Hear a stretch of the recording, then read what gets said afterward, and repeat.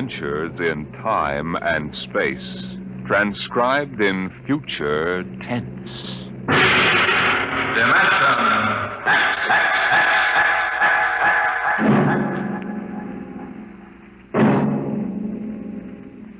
The National Broadcasting Company, in cooperation with Street and Smith, publishers of astounding science fiction, bring you Dimension X.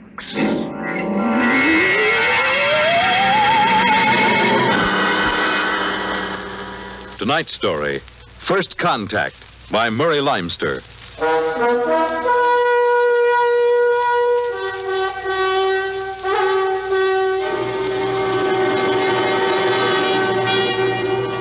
They had been in space 6 months now, moving with the incredibly faster-than-light speed of the overdrive. In 6 months, they had gone from Earth outward and outward to the crab-like nebula with the twin stars, a routine flight of exploration and scientific research. Solid object about 90,000 miles away, sir. Located, Dort. Exactly. Identify it. A small object, sir. Hey, Captain, I've never seen anything like this before. Whatever it is out there is coming toward us at an incredible speed and retreating to zero just as rapidly. What's the mass of the object, Dort? Well, it varies with the distance from us, sir. Step up the scanners. Well, nothing, sir. Absolutely nothing shows out there. And yet there must be something. Those alarms are foolproof. Action stations, man all weapons. Condition of extreme alert in all departments immediately. Captain, what is it? Dort, I ran into the same thing once before on the Earth-Mars run. We were being located by another ship, and their locator beam was the same frequency as ours. Every time it hit, it registered as something solid and monstrous. But, Captain, we're the only Earth ship in 18 light years around. How? I didn't say it was another Earth ship out there, Dort. Another race? That's right. There's a spaceship out there, all right. But it's not manned by human beings.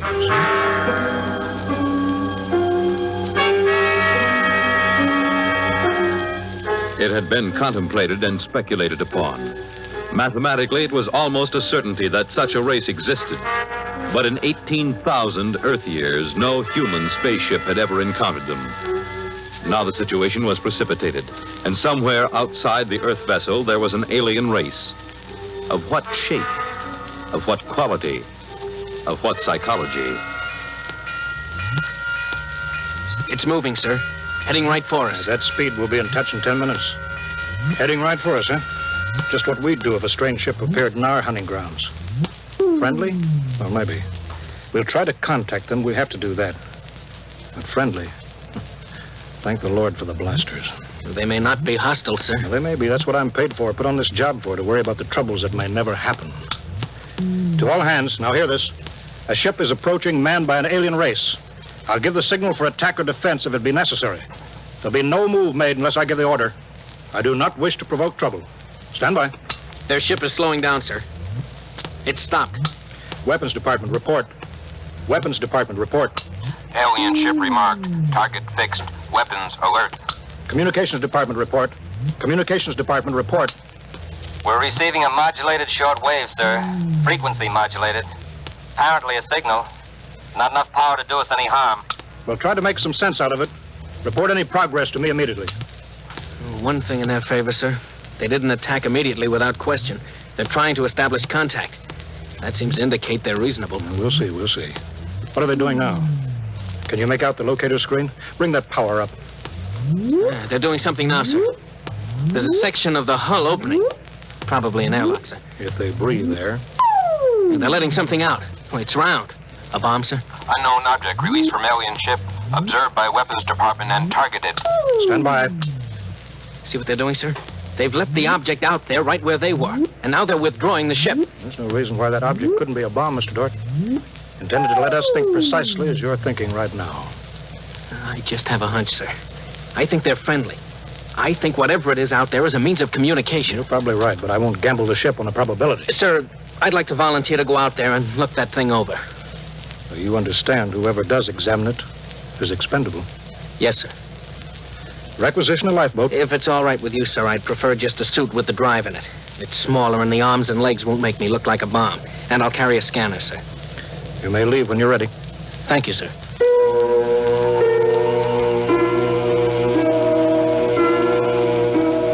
I'm all ready. Clear the lock and let me out.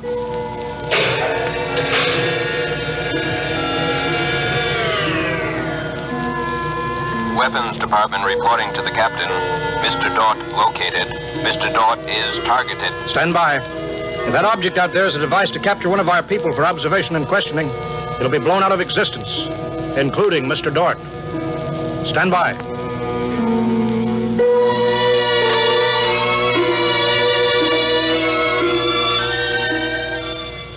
Mr. Dort.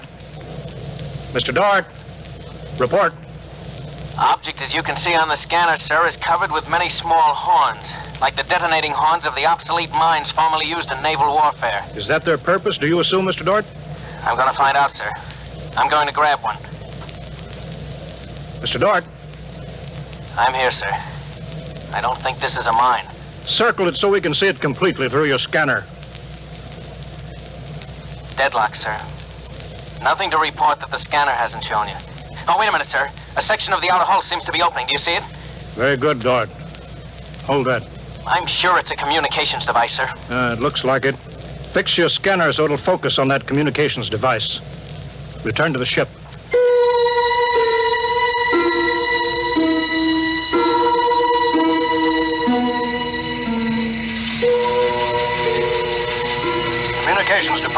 Communications Department. Progress report, please. We've established communication, sir. Is there a psychologist on the team down there with you? Yes, sir. Mr. Burns is working with us. Will both of you please report to the bridge at once?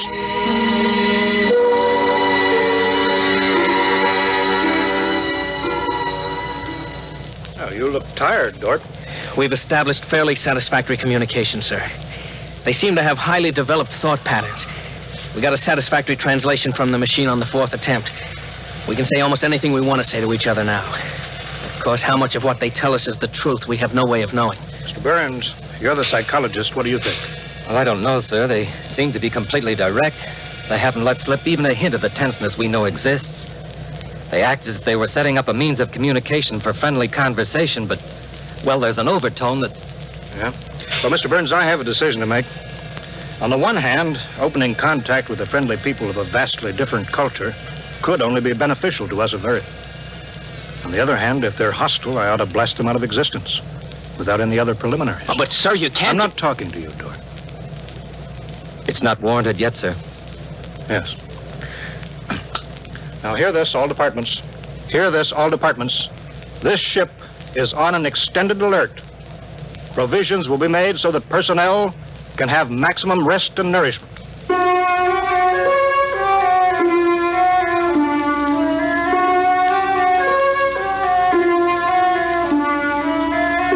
Communication continued by means of the artificial language set up arbitrarily between the Earthman and the aliens, decoded by the mechanical decoders. Dort disobeyed orders. He lived on powerful stimulants so that he could stay with the communications machine. Talking to the aliens.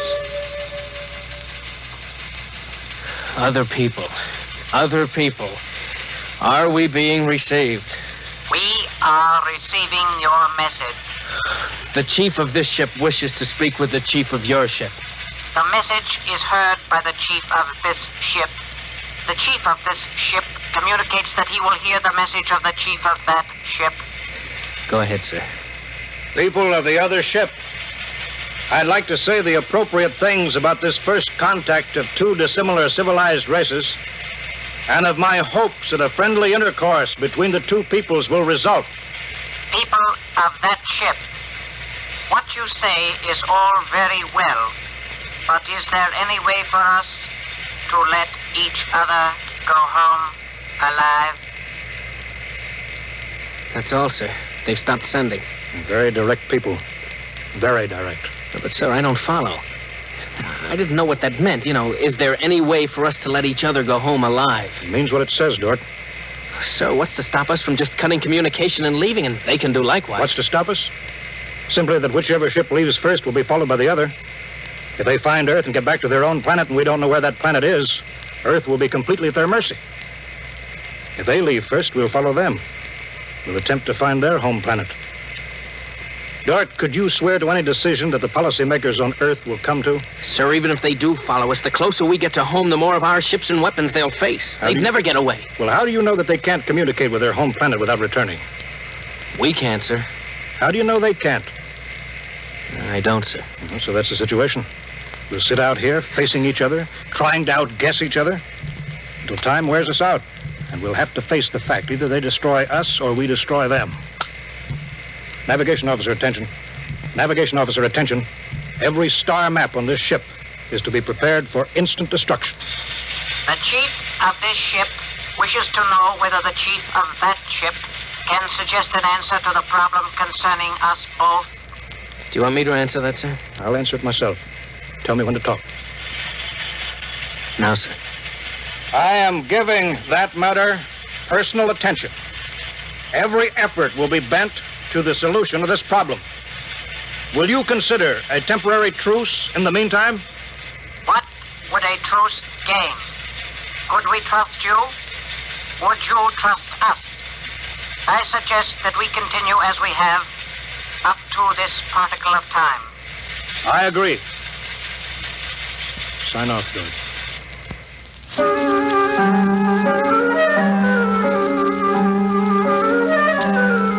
Weeks went by, and during the weeks, the exchange of information continued without let-up.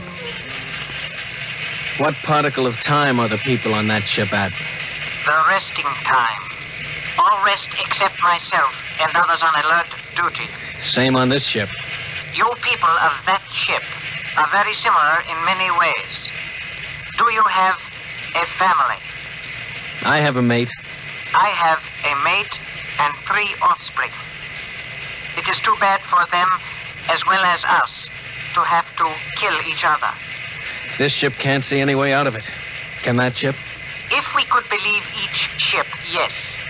Our chief would like it. But we can't believe you, and you are afraid that we do not tell truth, although we do. This ship would trail you home if this ship were able to. That ship would do the same. But this ship feels sorry about it. I believe you're a friend. I share your belief and like you. But there is a possibility that you were put to make a trap for me. I will stop now and think it over.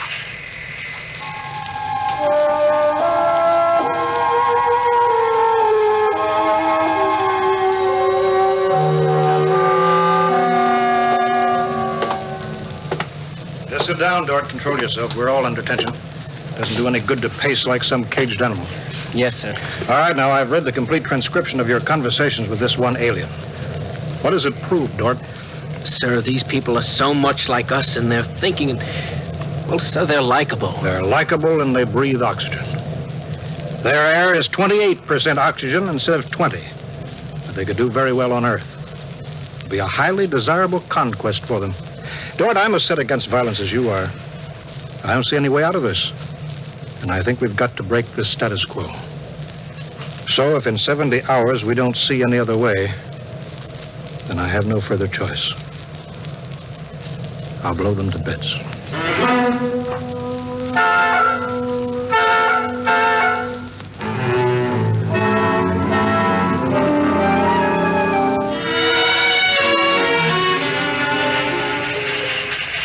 Will that ship receive communications?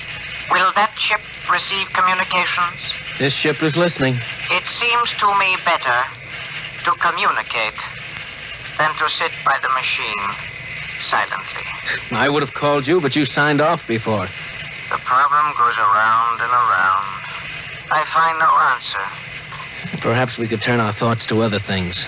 The psychologist of this ship tells us that you people on that ship have a threshold of tolerance to tension. He tells us that you will be forced to take one action or another in a period of less than 100 time particles. I have no communication on this matter. Well, this ship is not trying to extract unwilling information from that ship. A truth is mentioned in passing. A report of this conversation will be carried to the chief of this ship. It would be so. We are prepared. If only the people of this ship could meet in direct contact with the people of that ship, it might be better. We could not communicate then. The communications machine is too large to carry from place to place. In direct contact, the peoples of the two ships would be further apart than now. That's true. I am sad. Much that is pleasant has passed between us. I am sad, too. We are not yet ready for each other. We are not yet ready for each other. It's hard, isn't it, Dort? Well, Captain, I'm sorry. I didn't know you were here, sir. I've been here for quite a while. Eavesdropping, I'm afraid. It's all right, sir. Nothing can be personal in a situation like this. Yeah, that's right. How long is 100 time particles, Dort? Pardon, sir? That reference he made to us not being able to stand tension is interesting. Their psychologists seem to make more out of us than we do out of them, don't they? Yes, sir. They hit the nail right on the head. Yes, they did. I think, Dort, we'll just have to push our timetable up a bit. No further communication with the aliens under any circumstances. That's clear, isn't it? Yes, sir. Sir, if they know so much about our psychology, isn't it possible that remark was intended to make us act more quickly? Probable, Dort. Probable. Well, why would they do that, sir? Why? You tell me why, Dort. All of a sudden, I have an idea, sir. That's crazy. It doesn't matter how crazy. I'll listen to it. Sir, I think these people are playing some kind of a joke on us. Joke? A joke, Dort? Yes, sir. Over and over again, I've noticed what I think is a sense of humor. A highly developed sense of humor. Do you recall when we went to all the trouble to set up a fictitious star map and then they just sent us back a mirror image of the same one? I think somehow they're playing a joke on us. Well, maybe you're right. In which case, you've seen practical jokers, Dort. Their jokes aren't always funny. Sometimes they hurt people.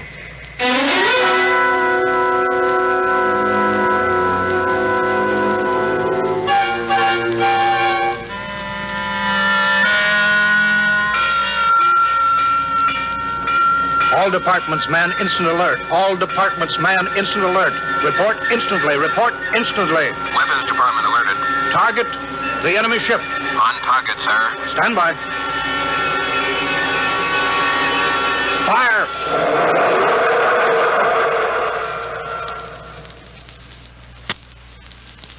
They're gone, sir. Not a trace of them left. Not a tiny trace. Now we can go home.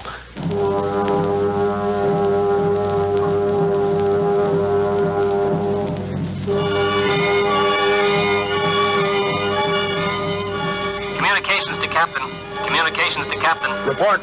Sir, I'm picking up new signals. Same frequency as the original alien signals. That's impossible. That ship was destroyed. I'm receiving signals, sir. Set the machine up. We'll be down there in a minute. Mr. Dort, come with me, please.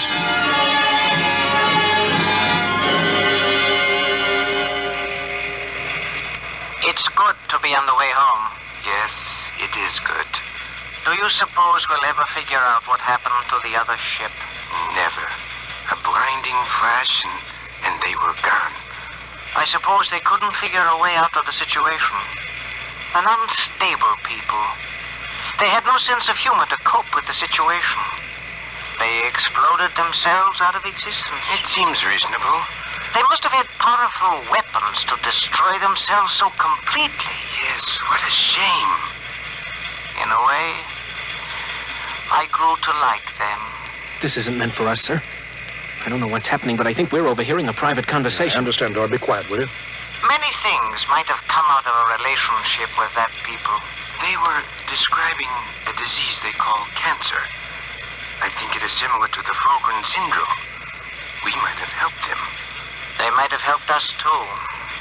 Well, too bad. We'll never find them again, I think. The odds of such a chance meeting in the vast space of the whole universe. There are no figures for such odds, are there? Turn it up, Dort. Turn it up louder. That's all there is, sir. The signal stopped there.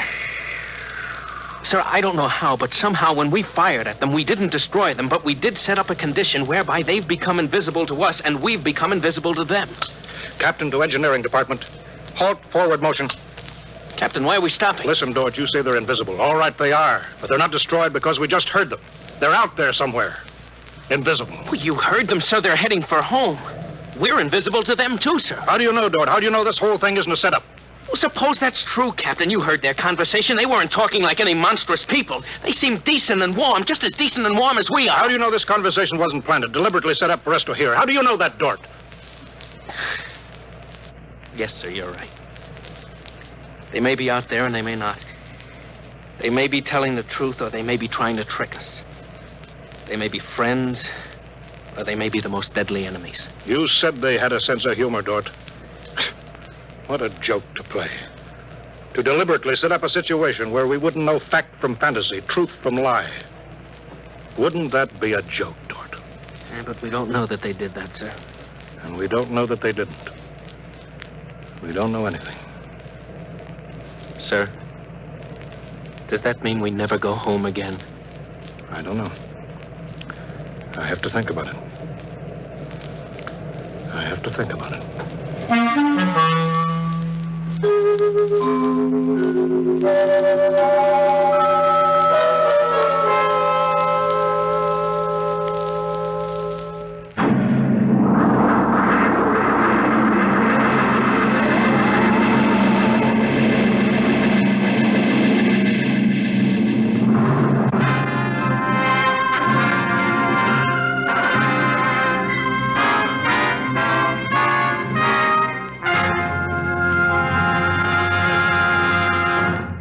You have just heard another adventure into the unknown world of the future.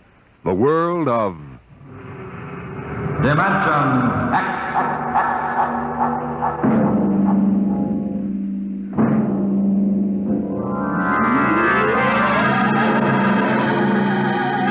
Dimension X is presented each week by the National Broadcasting Company in cooperation with Street and Smith, publishers of the magazine Astounding Science Fiction. Your host was Norman Rose, music by Albert Berman. Dimension X is produced by William Welch and directed by Fred Way. First Contact, written by Murray Leinster and adapted for radio by Howard Rodman. Featured in the cast were Wendell Holmes, Bob Hastings, Clark Gordon, William Lally, and Stan Early. Your announcer, Fred Collins.